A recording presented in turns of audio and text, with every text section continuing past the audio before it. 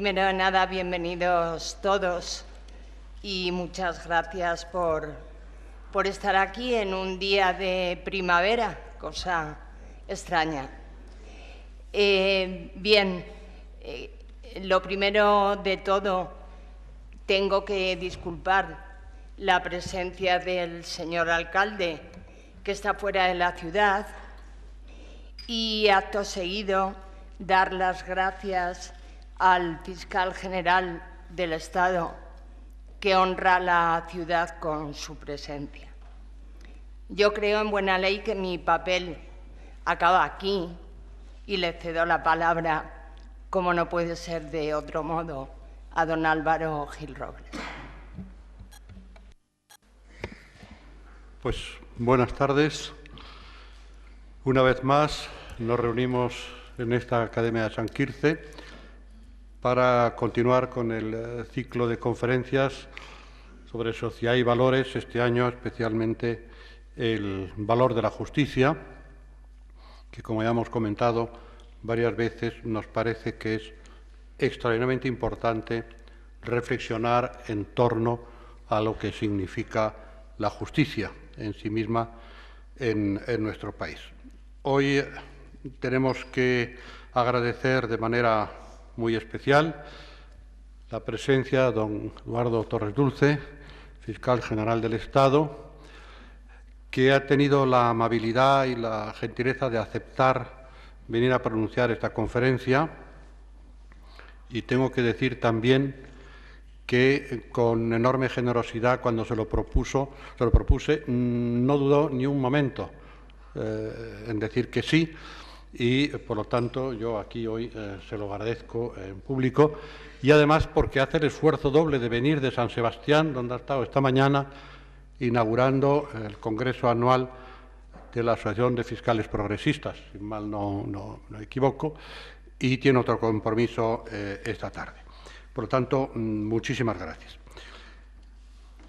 Presentar al fiscal general en nuestro país es muy complicado porque todo el mundo sabe quién es el fiscal general, pero yo no me resisto a decirles que tienen ante ustedes a un jurista de verdad profundamente entregado a su vocación, a su carrera, desde que ganó las oposiciones y optó después por la carrera fiscal, podía haber sido magistrado, pero optó por la carrera fiscal, y desde entonces, pues empezando por Sevilla, Guadalajara y Madrid, toda su carrera ha sido dedicada a la justicia, al servicio de la justicia en puestos de responsabilidad.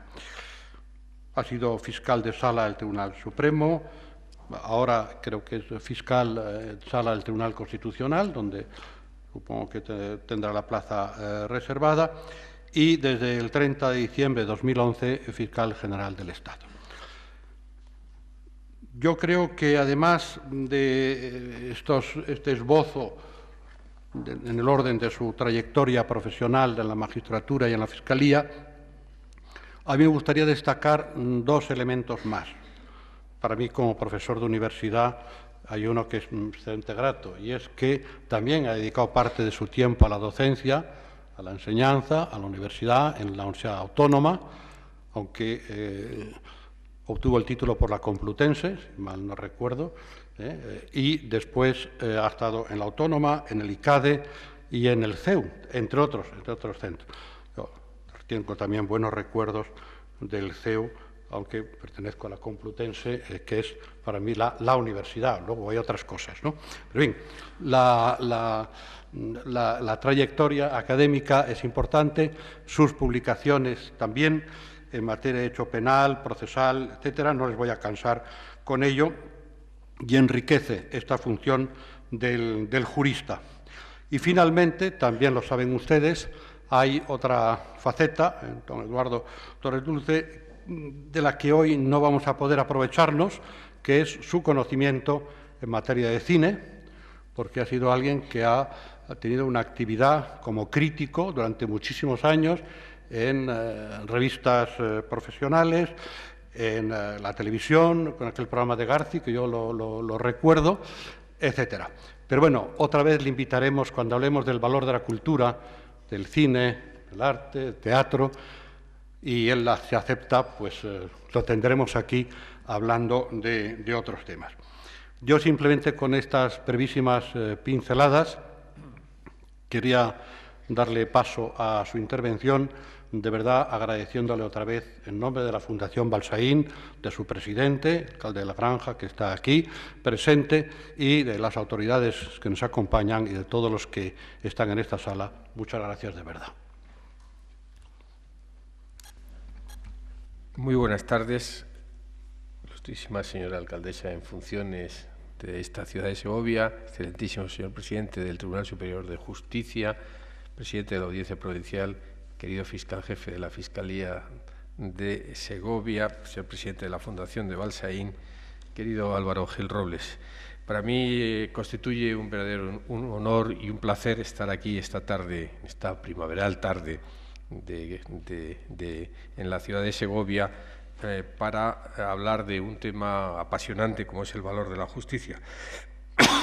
Créanme ustedes que gracias a los medios de transporte que han funcionado bien en este caso, no me ha costado ningún trabajo desplazarme a Segovia, sino todo lo contrario. Generalmente cuando recibo esta invitación yo la agradezco de corazón por dos razones. En primer lugar, porque creo que una de las funciones de representación del fiscal general del Estado es precisamente intentar comunicar con sus ciudadanos las ideas sobre las que se asienta su trabajo y particularmente en este momento la naturaleza del Ministerio Fiscal en relación con la ley.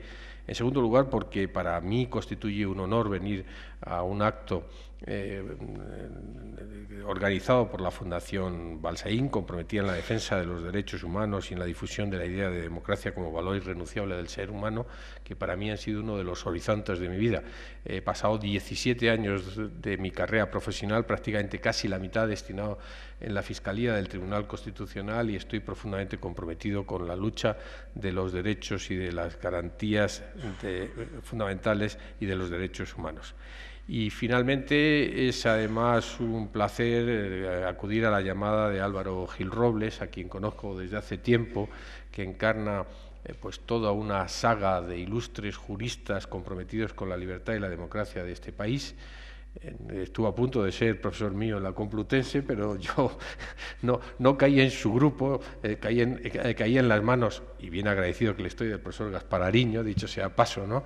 Y en todo caso tenemos además amistades comunes a lo largo del tiempo. Por lo tanto, sin llegar a los extremos de que lleguemos a una declaración de bolero, si tú me dices, ven, lo dejo todo, pero sí que en el caso de Álvaro Gil Robles, con mucho gusto atiendo a cualquier llamada, máxime si además se inscribe la Fundación de Balsaín. Y finalmente, permítanme usted, ex abundantia cordis, decir que sacar al fiscal general del Estado del despacho de la calle Fortuny es hacer un acto de caridad para el fiscal general del Estado, y casi máxime al final de la semana. Así que muchísimas gracias por el alto honor. Es la primera vez que voy a hablar en una iglesia, aunque esté desafectada totalmente, y espero que mis palabras estén a tono con la categoría, el valor y la altura de la invitación, el lugar en el que me encuentro y la muy noble y espléndida ciudad de Segovia. Quería hacerles algunas reflexiones del fiscal como garante de la legalidad, que es el tema que me han encargado para esta tarde. Yo creo que en una sociedad que se beneficia de la plenitud democrática, y creo que la sociedad española ha culminado felizmente este proceso, la ley no es el instrumento de la arbitrariedad del poder, sino por el contrario, su límite, su elemento moderador, su contrapunto racional y moral. De este modo, la democracia es indisociable del imperio de la ley, pues solo es libre el pueblo que se somete a los mandatos legítimamente emanados de sus representantes. Por eso las sociedades decentes, en palabras de Isaiah Berlin, el pensador liberal al que voy a citar con frecuencia esta tarde, erigen desde la antigua República Romana magistraturas que tienen por eminente misión asegurar que las leyes se cumplan. Y por eso constituye en mi caso motivo de singular satisfacción dirigir en nuestros días los designios de uno de los órganos más cualificados para ello, con un encargo especialmente dedicado por nuestra Constitución, como es el Ministerio Fiscal. Sin embargo, no siempre ha estado clara la ubicación institucional del fiscal en España.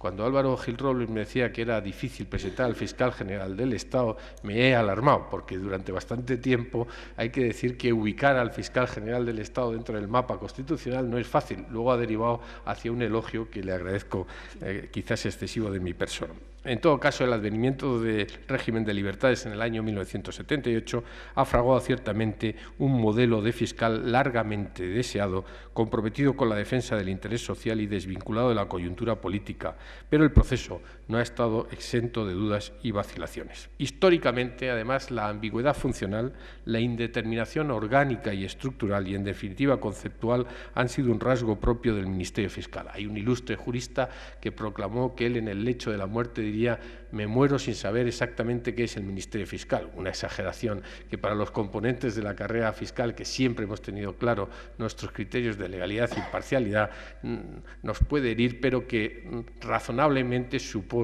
lo que a lo largo del tiempo la doctrina ha venido considerando del papel, vamos a decir, ambiguo constitucionalmente que ha tenido el Ministerio Fiscal. Rasgos que no pasaron desapercibidos para uno de mis profesores en la Complutense, don Leonardo Prieto Castro, cuando en el discurso pronunciado el 3 de junio de 1976 en la Real Academia de Jurisprudencia y Legislación, cuando se conmemoraban los 50 años de la creación del Estatuto del Ministerio Fiscal, que es de 21 de febrero de 1927, dijo lo siguiente: al ser el Ministerio Fiscal un instituto que no exige y tal vez no necesite ni le convenga una delimitación conceptual ni técnica tan precisa como la de los órganos jurisdiccionales, puede ser tergiversado para el logro de las finalidades distintas de las propiamente jurídicas y sociales, que en su pureza son las suyas peculiares. Para que vean ustedes que el tiempo pasa, pero cuando se tiene clarividencia de juicio, como en este caso el profesor Prieto Castro, puede diseñar este aspecto. Sortear el riesgo de tergiversación de la figura del fiscal ha exigido no pocos esfuerzos, pues siempre ha resultado tentador para cualquier gobierno mediatizar el depósito de ciencia jurídica y la actitud de disciplinada dedicación de los miembros del Ministerio Fiscal en pro de intereses meramente coyunturales y pasajeros, no siempre coincidentes con el interés social. El fiscal es una figura que, por fuerza de tender a la objetividad y la imparcialidad, porque nació de la necesidad histórica de desvincular la promoción de la acción de la justicia del interés particular del monarca. Es su destino histórico si consideramos que su misión históricamente original como procurador fiscal, también designado en los anales como home del rey, encargado de los asuntos financieros de la corona, hubo de evolucionar de manera progresiva pero imparable hacia una profesionalización que le convertiría en servidor público encarnado de hacer valer ante los tribunales el interés de la justicia en cada caso. En el patio de la Fiscalía General del Estado, en la calle Fortuny de Madrid, hay permanentemente unas vitrinas que exhiben documentos de don Melchor de Macaraz, ilustre predecesor mío en el desempeño de funciones propias del Ministerio Fiscal. Y quizás está ahí para recordarnos a los fiscales el destino de Macanaz, procesado por la Inquisición ante su deseo de modernizar España y mantener los poderes de la soberanía popular frente a una invasión del poder absoluto. La idea seminal del modelo moderno del Ministerio Público no es otra que la garantía de una justicia imparcial, alejada de intereses partidistas o de facción. Este origen constituye al mismo tiempo nuestra más preclara vocación, a la que venimos consagrando desde hace décadas los mejores esfuerzos individuales y colectivos, pues nuestro destino manifiesto, nuestra última frontera, es conseguir plena autonomía funcional y orgánica como condición de una justicia independiente y objetiva. El Ministerio Fiscal se inserta en el armazón institucional erigido por la Constitución de 1978 como un órgano de relevancia constitucional que tiene por misión promover la acción de la justicia en defensa de la legalidad, de los derechos de los ciudadanos y del interés público tutelado por la ley. La lectura del artículo 124 de la Constitución, que debo de recomendarles, verán ustedes que ha cambiado radicalmente la trayectoria histórica del Ministerio Fiscal. Hasta ese momento, y pese a la progresiva profesionalización de la figura del fiscal, siempre unida al concepto de legalidad y de imparcialidad, de unidad de actuación y de dependencia jerárquica, ha sido constitucional y legalmente en los más diversos regímenes políticos que han atravesado siglo y medio de la historia de España, un órgano vinculado al Poder Ejecutivo. bien como órgano de comunicación del Poder Ejecutivo con los tribunales de justicia, bien directamente como órgano de representación del Poder Ejecutivo. De ahí la importancia que la Constitución de 1978 atribuyó con un criterio de ruptura, como en tantos otros institutos de nuestra Constitución de 1978. Ya ha desaparecido cualquier alusión que pueda significar vinculación respecto del Ejecutivo. La única vinculación consiste en la propuesta de nombramiento que corresponde al Gobierno, pero dicha vinculación respecto del Ejecutivo queda temperada por la obligación de pasar 2 tests de idoneidad el candidato a Fiscal General del Estado, cual es un informe del Consejo General del Poder Judicial y otro informe de idoneidad ante la Comisión de Justicia del Congreso de los Diputados. Por supuesto que los 2 informes no son de naturaleza vinculante, pero qué duda cabe que una opinión contraria a la idoneidad del candidato, bien por los que representan el Gobierno del Poder Judicial, el Consejo General del Poder Judicial, bien en la sede de la soberanía popular, como es el Parlamento, en el Congreso de los Diputados, haría que el Gobierno, evidentemente, se replanteara el nombramiento del Fiscal General del Estado.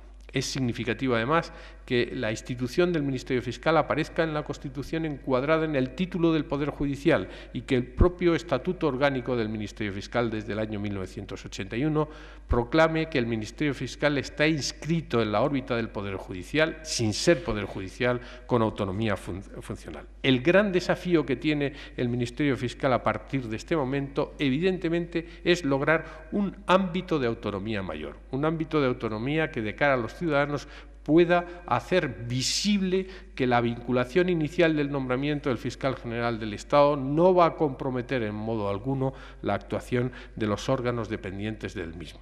He de decir que, fundamentalmente, el Gobierno solo puede dirigirse al Fiscal General del Estado, nos expresa el Estatuto Orgánico del Ministerio Fiscal en su artículo 8º, simplemente para interesar que promueva ante los tribunales las actuaciones pertinentes en orden a la defensa del interés público. Nada más. No puede darme una expresión concreta y determinada, simplemente razones de política criminal.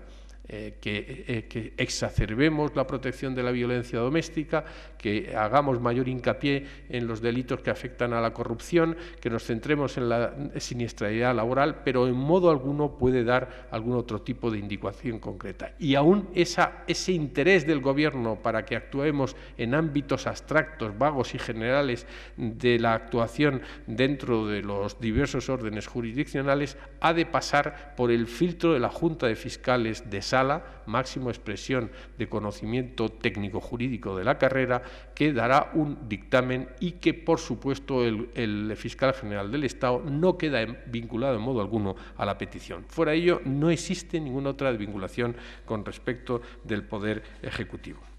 Concebido, por lo tanto, con este carácter de autonomía respecto del Ministerio Fiscal, conviene hacer alguna alusión más a la figura del Ministerio Fiscal en conceptos de legalidad.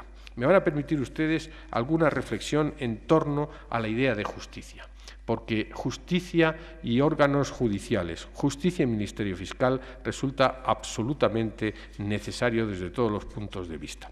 La arquitectura de la justicia dentro de la Constitución es muy clara, es realmente llamativa dentro del contexto de las constituciones europeas y se basa fundamentalmente en situarlo en el artículo 1.1 de la Constitución como valor superior del ordenamiento jurídico.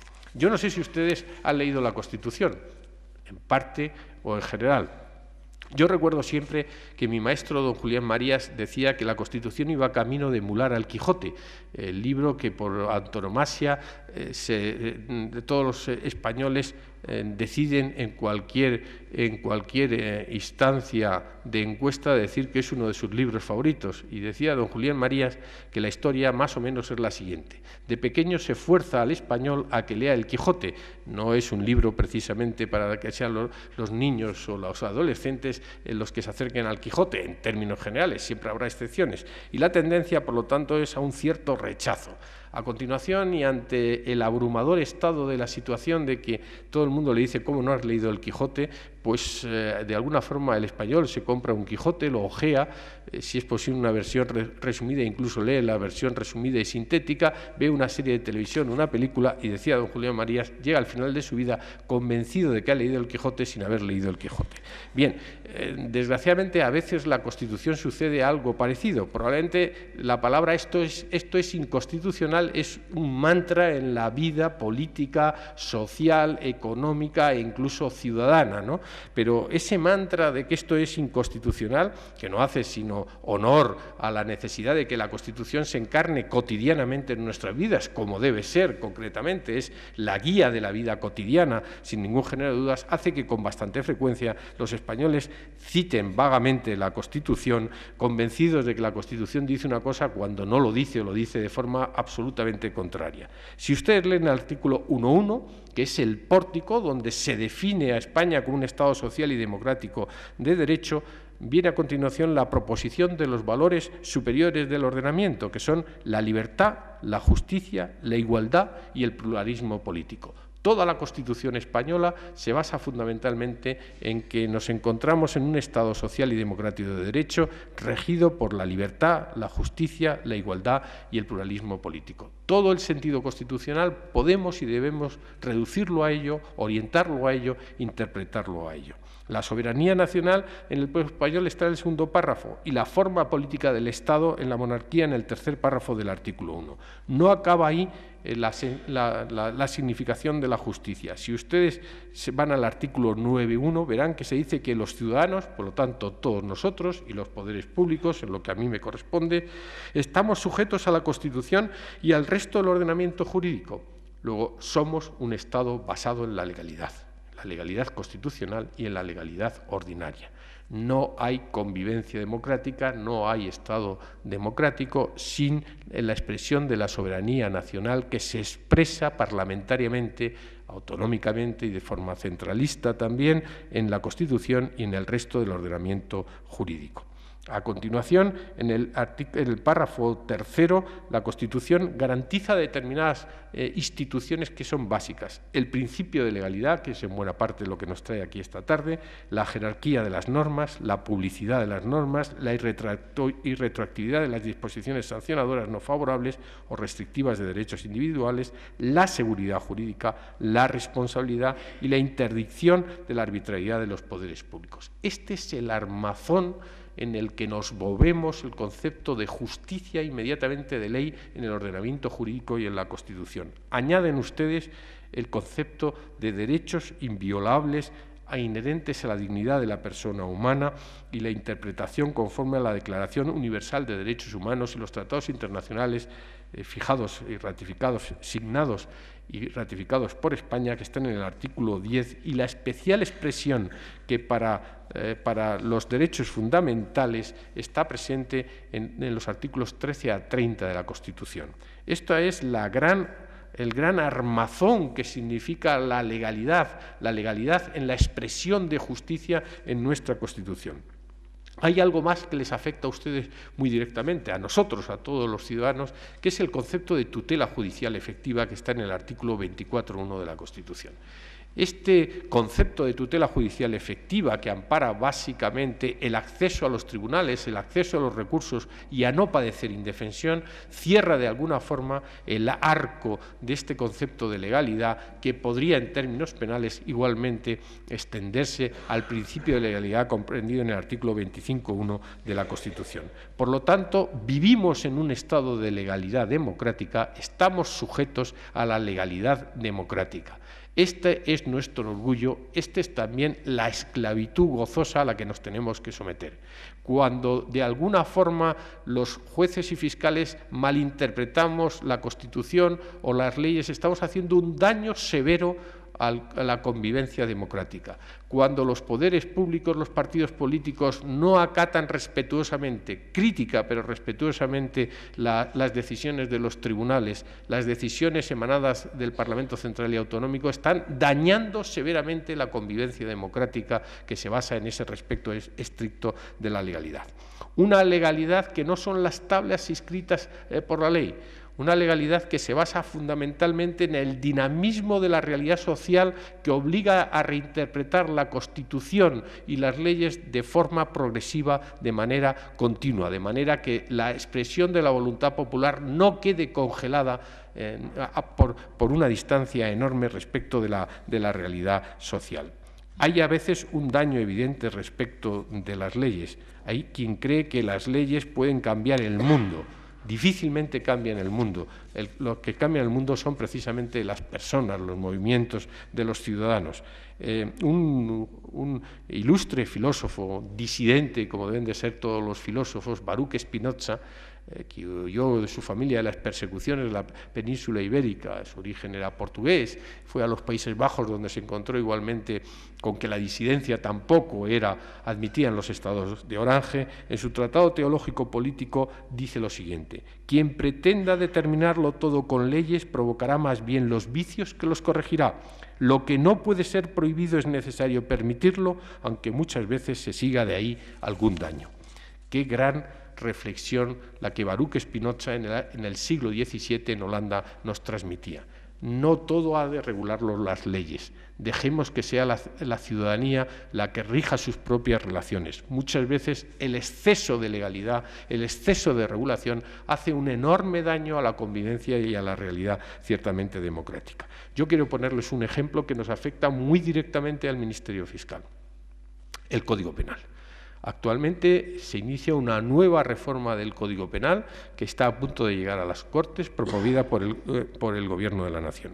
Una profunda reforma, más de 100 artículos del Código Penal, que hace que el informe del Consejo Fiscal vaya a ser técnicamente crítico para buena parte de las instituciones que se corrigen o que se ponen en marcha en ese Código Penal, pero en el prólogo de nuestro informe que hemos enviado al Gobierno advertimos de la mala deriva que la calidad de legalidad del Código Penal está teniendo. En primer lugar, porque desde 1995, donde se vuelcan modelos antiguos del Código Penal, lo que el ministro Belloc designó como el Código Penal de la Democracia, este Código Penal de la Democracia ha sufrido 25 modificaciones, la mayor parte de ellas de profundo calado, la mayor parte de ellas hechas a golpes de titulares de sucesos en las páginas de los periódicos o de presiones de lobbies sociales o políticos de todo tipo. Es difícil encontrar en ninguna parte del mundo, desde luego no en la Unión Europea, que uno de los pilares de la convivencia democrática, como es el Código Penal, pueda haber sido variado y sustancialmente y en zigzag en muchas ocasiones, sin mucho tino, en 25 ocasiones. Esto revela cómo la calidad de la legalidad, aunque exista la legitimidad de su proclamación en el Parlamento como expresión de la soberanía nacional, debe tener los límites que Baruch Spinoza en su Tratado Teológico Político les he expresado anteriormente. Hay más. En España actualmente tenemos una excesiva fragmentación de la calidad de las resoluciones normativas. Cada vez más lo que debería ser regulado por ley lo es por Real Decreto Ley, y lo que debería ser por ley es regulado en reglamentos o órdenes en jerarquía normativa. Esa jerarquía normativa de la que les he hablado en el artículo 9, que es una de las exigencias constitucionales, resulta por muchas y muy variadas razones burlada. Lo que debería ser excepción se convierte en realidad. Parece ser que en España no hay mejor dicho que el del conde de Romanones, cuando cínicamente decía: hagan ustedes las leyes que ya me encargaré yo de los reglamentos. Si a ello se une la transposición sin más, sin meditar, de muchas directivas europeas, estamos creando una verdadera situación de caos normativo, en el que, sobre todo en materia contenciosa administrativa, donde no puedo incidir porque me da vergüenza hacerlo delante del profesor Gil Robles, está produciéndose una verdadera jungla en la que abrirse paso a machetazos de interpretación jurídica no puede ser normalmente la mejor de las soluciones. En el campo del derecho penal se ha invertido lo que ha sido una conquista a lo largo de mucho tiempo, y es algo que nos afecta profundamente a nosotros los fiscales. Se trata pura y simplemente que el Código Penal es la última ratio. En el pacto social del que hablaba Rousseau, sobre el que trataron de formas distintas Hobbes, Locke y el barón de Montesquieu, todos ellos, el Código Penal progresivamente desde Beccaria, desde los ilustrados del siglo XVIII, es la última ratio. Cuando la sociedad no encuentra otros procedimientos para arreglar los daños que se ha producido la convivencia en el pacto social, debe de recurrir al Código Penal. Esta es la última ratio y los derechos penales modernos hablan del principio de intervención mínima. Debe de intervenirse mínimamente en aquellas conductas en que el reproche penal debe conllevar una sanción correspondiente. Pues bien, tenemos un Código Penal en el que el principio de intervención mínima, que así rezaba la exposición de motivos del texto de 1995, se ha convertido en un principio de intervención máxima y donde prácticamente y progresivamente casi todas las conductas, muchas de ellas de carácter puramente administrativo, resultan elevadas a la categoría del Código Penal. Es muy difícil, por lo tanto, gobernar una sociedad que solo cree en el reproche penal para arreglar las dificultades de convivencia que se puedan suscitar respecto de la misma. Es ahí, por lo tanto, donde el Ministerio Fiscal debemos de intervenir con una interpretación siempre constitucional. No podemos, ante esta proliferación de fragmentación de normas, a la que hay que añadir además el decalage que se produce entre normas autonómicas, normas del Estado central, con conflictos de competencias, con peleas de competencias en torno al proteico título octavo de la Constitución, un panorama que ciertamente está complicando extraordinariamente la interpretación. A ello, debo decirlo de todas formas, que se une además algo que conviene decir con mesura, con educación, con moderación. Tengo aquí ilustres amigos representantes del Poder Judicial, pero que está presente, y es el enorme desconcierto que producen resoluciones judiciales en las que a los ciudadanos, ante una misma situación, resultan distintamente resueltas por los tribunales de justicia.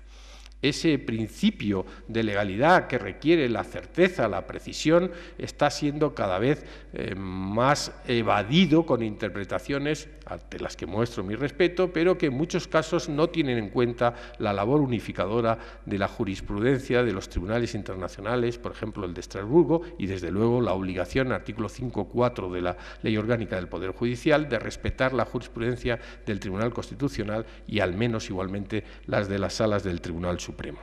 Esto está creando situaciones de inseguridad jurídica, está perjudicando el valor seguridad jurídica del artículo 9.3 de la Constitución, que es un valor muy importante, porque permite la estabilidad de la ley dentro de la sociedad, que todos sepamos que los tribunales de justicia podemos acceder en igualdad, pero que los tribunales nos van a tratar igualmente, no solamente en el trato procesal, sino también y fundamentalmente en las respuestas correspondientes. No parece de recibo que una misma carta de despido para dos trabajadores con el mismo contenido resulte despido improcedente en un juzgado y en el de al lado de lo social despido procedente, con olvido en algunos casos de una jurisprudencia asentada acerca en esos supuestos concretos y determinados. Para la fijación, creo que se impone en la reforma procesal que viene inevitablemente la institución del precedente anglosajón, que quizás sea una institución excesivamente rígida, porque el overruling, la posibilidad de cambiar el sentido de las resoluciones judiciales, a veces es excesivamente rígido, pero que permite estabilidad del sistema. Y que tiene además un profundo valor económico, que en los tiempos que corren conviene no olvidarse de él. Que sepamos las empresas, que sepan los sindicatos, que sepamos los grupos sociales, que sepamos los ciudadanos a qué atenerlos en las resoluciones, siempre, evidentemente, con la libertad que impetra la independencia judicial, el artículo 117.3 de la Constitución, resulta ciertamente importante. Por ello, el Ministerio Fiscal es importante. En primer lugar, porque estamos sujetos al principio de legalidad. Nosotros no tenemos el criterio de oportunidad. A diferencia de los fiscales de las películas, de las series o de testigo de cargo, yo no puedo elegir si llevo o no llevo a juicio, ni don Antonio Silva, que está aquí presente, lleva a juicio o no un caso, atendiendo a la viabilidad, atendiendo a si tenemos más o menos pruebas, atendemos si va a causar un trastorno o no social. En los países anglosajones rige el principio de oportunidad. Puedo elegir si llevo o no a los tribunales. Y no tengo más responsabilidad que la política que evidentemente se produce en esos términos. Nosotros estamos sujetos al principio de legalidad. Nos tenemos que mover obligatoriamente, somos esclavos, obedientes, gozosos del principio de legalidad. Con ello no quiero decir que no sea bueno un principio de oportunidad reglada, que de facto en los tribunales, a través de las situaciones de conformidad, se está produciendo, pero que no olvidemos nunca que estar sujetos al principio de legalidad supone estar sujetos a la soberanía nacional y permanecer en el equilibrio de la división de poderes. Ni los jueces deben de adoptar, y los fiscales menos, actitudes interpretativas que vayan más allá de su función, constituyéndose en legisladores, ni los legisladores, evidentemente, se pueden permitir la intromisión en las acciones propias del Poder Judicial. Esta progresiva desaparición de los bordes de la división de poderes, por mor del enorme poder que tienen las elecciones en la conformación de un gobierno y posteriormente de las mayorías parlamentarias, deben de ser equilibradas con un justo principio de la legalidad. Legalidad que además hay que interpretar necesariamente, como les he dicho al principio, de acuerdo con el Código Civil respecto de la realidad social. Un mandato que equilibra que la ley no son unas tablas petrificadas, sino que pueden acudir a cada una de las circunstancias para resolver para los que están previstos los conflictos sociales a este respecto. Ese principio de seguridad jurídica nosotros lo garantizamos además y fundamentalmente con el principio de unidad de actuación. Mediante las circulares, las consultas y las instrucciones emanadas de la Fiscalía General del Estado y debatidas democráticamente en la Junta de Fiscales de Sala o en el Consejo Fiscal, todos los fiscales de España estamos obligados a responder de la misma forma en la interpretación de las normas en los asuntos en los que intervenimos. Con ello somos el único órgano constitucional que garantizamos esa unidad de respuesta de actuación y la garantizamos por mandato constitucional del artículo 124.2 de la Constitución. Se garantiza además por un principio de dependencia jerárquica desde el fiscal general del Estado hasta el último de los fiscales. Dependencia jerárquica que no excluye, sino que impone el debate democrático en las juntas de fiscalía, en el Consejo Fiscal y en la Junta de Fiscales de Sala, aunque siempre al final predomine el criterio del fiscal jefe. Las disidencias razonadas, convenientes, están inscritas en el ADN del Estatuto Orgánico del Ministerio Fiscal. Y finalmente nosotros somos imparciales. Cuando miramos a la ley no tenemos ninguna otra vinculación que la de la legalidad. Nosotros somos los que tenemos que asegurar el equilibrio de las partes en el proceso y el respeto a los derechos fundamentales. A nosotros no nos mueve la necesidad de ejecutar políticas criminales, como sucede en muchos países, en Alemania, por ejemplo, y en los países anglosajones. Yo no tengo la obligación de perseguir los delitos. Tengo la obligación de perseguir los delitos conforme con la ley y el principio de legalidad, concretamente. A mí el Gobierno no me puede imponer políticas criminales en violencia doméstica, en terrorismo o en cualquier otra, o en términos penitenciarios, porque estoy sujeto a la legalidad y solo a la legalidad. Yo no tengo ninguna vinculación en el proceso a ningún interés, ni al interés del Gobierno en sus políticas criminales, ni al interés legítimo de los perjudicados o víctimas del delito o del acusado o encausado en una causa, o de los demandantes o demandados en los procesos civiles, o del Estado y los ciudadanos en los procesos contenciosos administrativos o en los conflictos sociales en el orden laboral. No tenemos más vinculación que la ley contemplada desde el punto de vista de la imparcialidad. Y esto dota al Ministerio Fiscal de una enorme potencialidad para transformar la ley, para actuar ante los tribunales de justicia. Porque además el artículo 124.1 de la Constitución nos impone ser activos, somos promotores activos de la acción de la justicia. No podemos ser un ente pasivo. Probablemente estarán ustedes leyendo en los periódicos continuamente las actuaciones del Ministerio Fiscal. Y es que somos un motor en la promoción de la acción de la justicia, del valor justicia previsto en el artículo 1.1 de la Constitución que les he leído al principio de mi intervención. Además, en segundo lugar, somos promotores de satisfacción de intereses sociales ante los tribunales de justicia. Precisamente esa realidad social por la que se interpreta la legalidad conforme con el Código Civil tiene en nosotros activos promotores de que las leyes se interpreten conforme a esa realidad social. Actualmente estamos actuando en unos términos de derecho de consumo, con acciones de cesación, en el campo de las preferentes, que está ahora tan absolutamente presente en los debates de los medios de comunicación social, político y en cualquier otro campo. El interés social es algo que representa realmente nosotros. Nosotros lo tenemos muy presente no solamente ahí, sino el interés del menor, por ejemplo, en los pleitos de familia. la protección y reformas de menores, donde somos campeones de esa protección o de reforma de los menores, y tantos otros campos en los que la satisfacción del interés social está ahí previsto.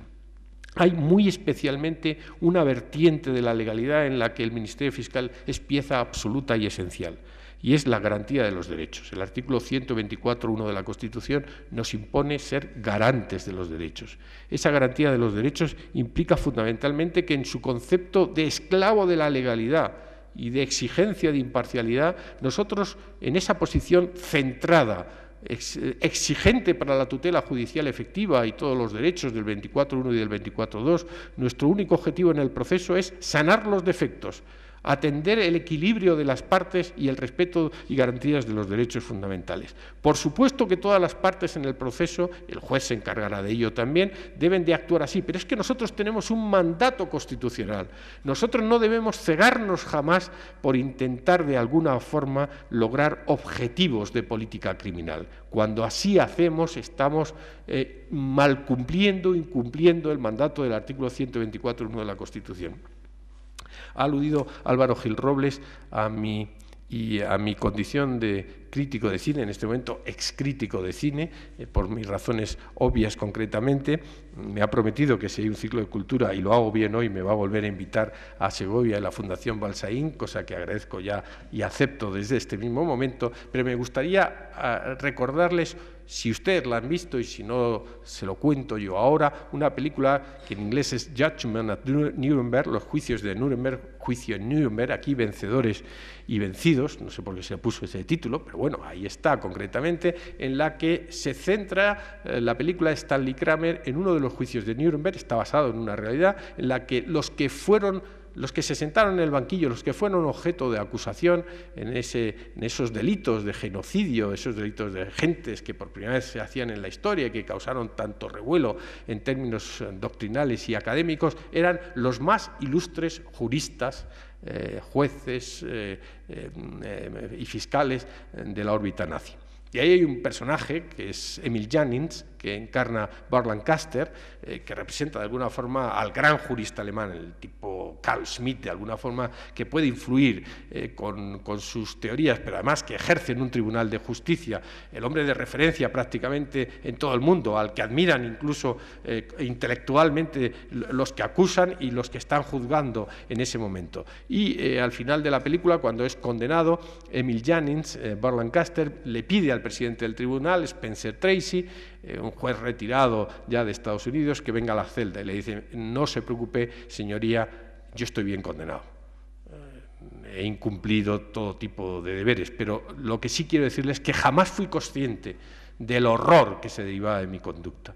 Y Spencer Tracy, de forma lapidaria, le dice: la primera vez que usted dictó una resolución injusta a sabiendas, abrió la puerta del horror. Y es que esa es la referencia, es decir, la sujeción a la ley no puede ignorar la legitimidad o la ilegitimidad de la naturaleza jurídica de la ley, por mucho que en este caso el Reichstag hubiera ordenado esas leyes correspondientemente. Y ese concepto de legalidad, ese concepto de realidad social a la aplicación de la realidad, esa huida de políticas criminales coyunturales que lesionan gravemente el horizonte real que las leyes deben ser dictadas para todos y no solamente para una parte de la sociedad, para todos y no precisamente contra una de las partes de la sociedad, es una de las obligaciones que tenemos el Ministerio Fiscal. Cuando en Estrasburgo, en el Constitucional o en la Sala Segunda, se declaran ilícitas interceptaciones telefónicas, es una tragedia para los jueces y los fiscales que han autorizado las interceptaciones telefónicas. Cuando una causa se declara prescrita al cabo del tiempo, es una tragedia para los jueces y fiscales que no hemos detectado la prescripción correspondiente. Quiero decirles, por lo tanto, que esa llamada a garantizar los derechos humanos fundamentales, los derechos fundamentales en la Constitución, que corresponde a los jueces por mor del artículo 117, pero activamente a los fiscales, es algo que es absolutamente necesario. Yo, en el año y medio en que estoy al frente de la Fiscalía, precisamente por la sensibilización que tengo de todos estos aspectos, 17 años viendo en la última instancia de la defensa de los derechos fundamentales los errores que cometemos todos los que intervenimos en la Administración de Justicia, y no debemos de excluirnos a nadie, abogados, procuradores, secretarios, jueces y fiscales, sin ningún género de dudas. Con esa atalaya he dictado 2 circulares. La primera, el incidente de nulidad de actuaciones, advirtiendo a los fiscales la importancia de sanear el proceso, de reconocer nosotros mismos los errores que hemos podido cometer para que el proceso no acabe con vulneración de algún derecho fundamental, básicamente en muchos casos el de indefensión. No digamos si se trata de invasiones de la intimidad, del honor, etcétera, etcétera. Y la segunda de ellas es precisamente respecto de las interceptaciones de comunicaciones. En este momento tenemos una cifra que alguien me ha dicho, y espero que sea una cifra exagerada, que comporta 1 millón de interceptaciones telefónicas dictadas por los tribunales españoles. Me parece una cifra muy elevada, excesiva totalmente, ¿no? Y en todo caso lo que revela fundamentalmente es que ojalá ese elevado número de interceptaciones, que en alguna tertulia se ha dicho y que yo creo que es exagerado numéricamente, no suponga una degradación de la calidad de la convivencia ciudadana.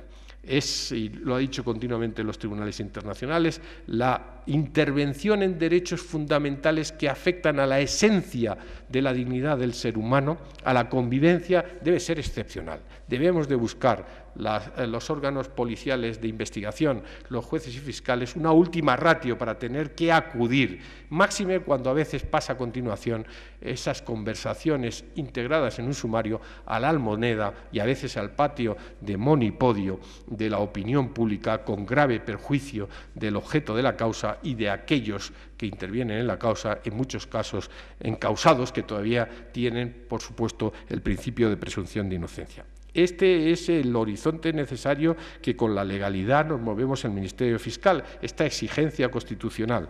Yo quiero citarles al profesor, al gran filósofo Isaiah Berlin, que en un momento determinado dice 2 o 3 cosas que quiero ponerles de manifiesto. La primera, cuando dice que creo que no hay nada más destructor de vidas humanas que la convicción fanática sobre la vida perfecta, aliada al poder político o militar.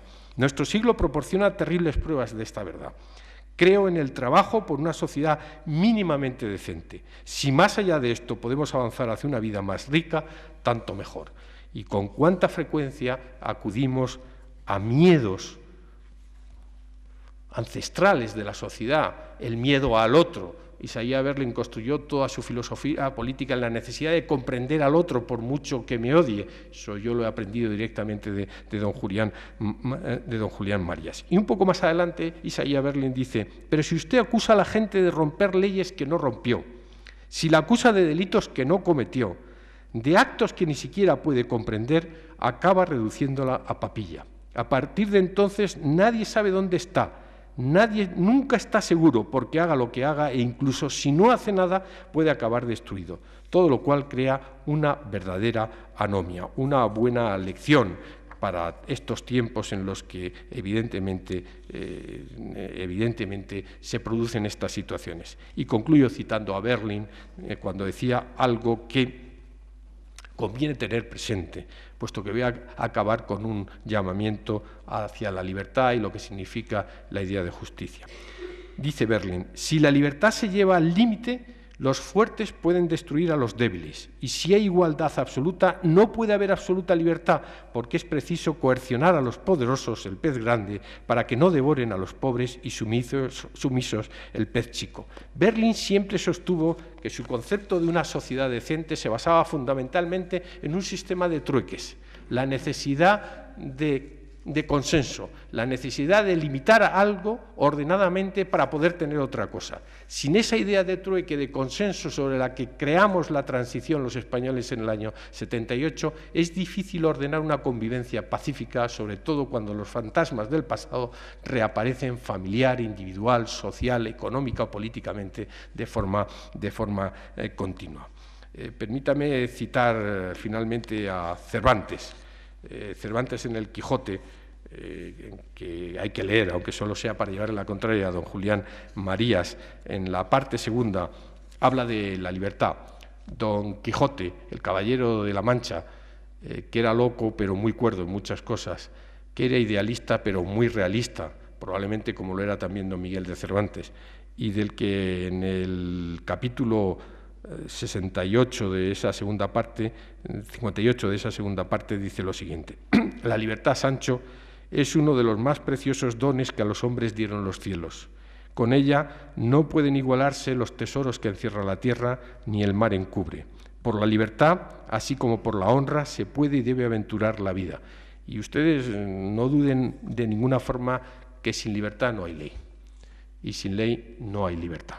Y ese binomio es absolutamente imprescindible para que todos nos entendamos en la forma de estar juntos. Esta tarde estamos aquí juntos porque hemos querido estar juntos y porque nadie nos lo prohíbe y nadie debe prohibirnos querer estar juntos para escuchar, debatir, contradecirnos o sostener lo contrario, siempre en el entendimiento del otro. Permítame que acabe finalmente, además de agradecer esta agradable tarde aquí con ustedes en la iglesia de San Quirce, al profesor Álvaro Gil Robles, su extremada generosidad conmigo y a la Fundación Balsaín, con una anécdota cinematográfica que me gusta citar.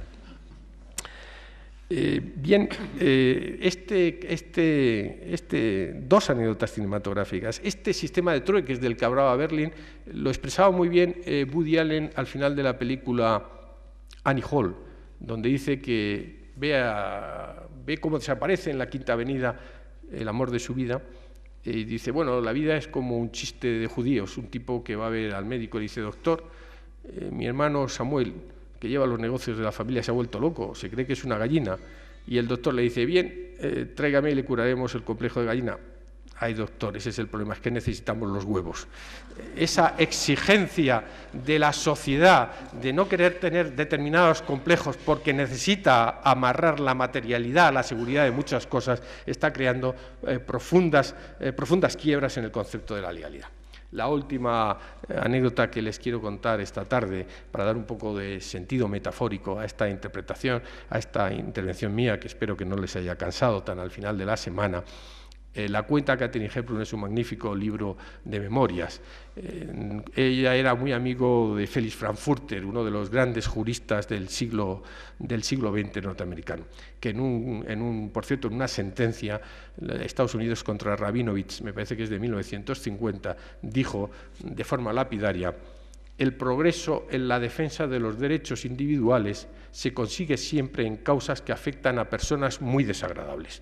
Y lo digo porque en muchos casos personas muy desagradables socialmente les negamos los derechos que todos somos titulares de los mismos, seamos o no agradables a los conceptos sociales. Pues bien, cuenta Katharine Hepburn como en un momento determinado, cuando designaron a Frankfurter como juez de la Corte Suprema de Estados Unidos, gran honor en Estados Unidos, le pidió que le acompañara a darle la noticia a su maestro ya nonagenario. Fueron a verle en el jardín de su casa una tarde de otoño y en un momento determinado el maestro pues empezó a cabecear y Frankfurter le dijo a la Hepburn, vámonos Katie, el maestro se duerme.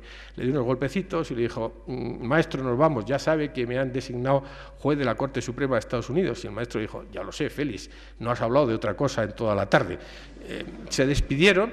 Y cuando avanzaban por la cespedera, oyeron la voz cascada, pero firme, del maestro que decía, enhorabuena, Félix, y recuerda, necesitamos orden. Y Frankfurter, un gran liberal, se volvió a Katie y dijo, pobre maestro Katie, el maestro chochea a pedirme a mi orden. Siguieron andando y se volvió a oír la voz cascada, pero firme del maestro que decía, enhorabuena de nuevo, querido Félix, y recuerda, necesitamos orden, pero no demasiado orden. Ese es el concepto liberal de la justicia, de la legalidad, que yo quisiera que nosotros los fiscales, en representación de ustedes los ciudadanos, tuviéramos cada día en los tribunales de justicia. Muchísimas gracias.